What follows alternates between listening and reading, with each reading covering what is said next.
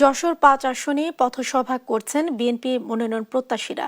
এ নিয়ে জানাতে সরাসরি যুক্ত হচ্ছেন আমাদের সহকর্মী সালাউদ্দিন সাগর। সাগর, কি বলছেন নেতাকর্মীরা? বিস্তারিত কি তথ্য রয়েছে আপনার কাছে, আমাদের জানান।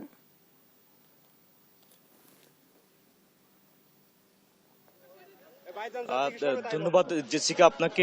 আপনি যেমনটা বলছিলেন, আসলে আমি এখন রয়েছি যশোরের ৫ আসন মনিরামপুরে। এখানে আসলে বিএনপির মনোনয়ন প্রত্যাশা যিনি করছেন জনাব কামরুজ্জামান শাহীন, তিনি কিন্তু আসলে নির্বাচনী প্রচারণা চালাচ্ছেন। আপনি দেখতে পাচ্ছেন যে ইতিমধ্যে কিন্তু লোকারণ্য হয়ে গেছে মাঠটি।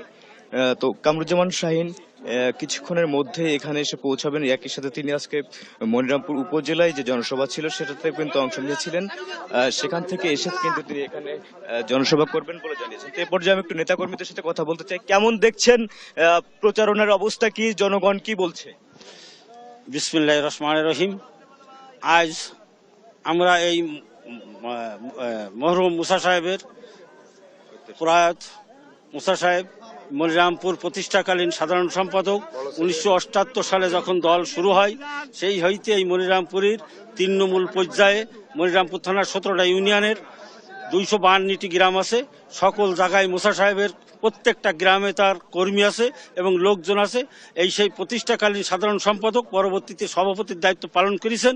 যে কারণে সারা মনিরামপুরী 17টা ইউনিয়নে 252 গ্রামে মুসা সাহেব কি করা হবে? এখানে আমরা খালেদা জিয়ার জন্য দোয়ার মাহফিল করছি এখানে। এবং আমি এই কারণে আজকে সেই মুসা সাহেব মারা গেছে, আমাদের মনিরামপুরবাসীর যোগ্য উত্তরসূরি আমাদের মুসা সাহেবের কামরুজ্জামান শাহীনের পক্ষে সাধারণ জনগণ চাই শাহীনকে যদি মনোনয়ন দেওয়া হয় উনি নিশ্চিত মনিরামপুর থানার এমপি হবে।